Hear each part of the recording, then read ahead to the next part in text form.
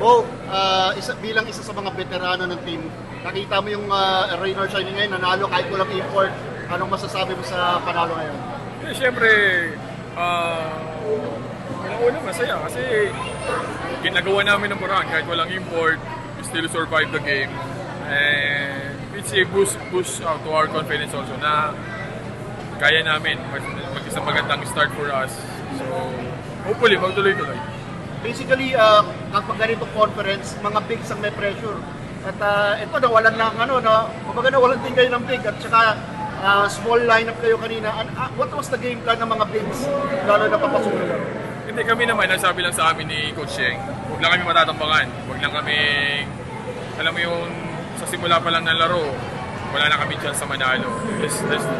Kaya sabi niya, let's just hang in there, let's see what's gonna happen sa pagdating ng dulo. Pagka close game, we have a chance.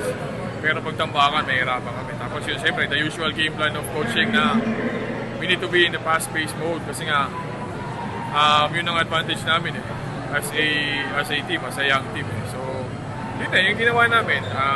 Pakbakan lang, ratratan lang.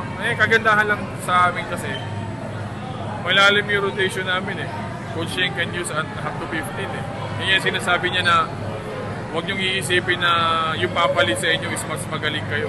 Kumbaga, lahat kami rito even.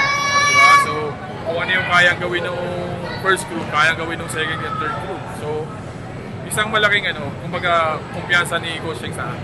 Kasi nga naman si Coach Choi, parang hindi umiinit ang ulo ngayong araw Yun nga Yun nga Hindi all throughout naman, bihira siya magalit. So, siguro nakikita niya naman na yung effort ng player, nagmamature na. So, isang maganda rin na kumbaga lahat kami nagbabuy into sa sistema ni Coach Sheng. So, okay din para sa amin. And for you, paano nakikita mo na kailangan natin improve para gumanda kampanya natin sa Commissioner's Cup?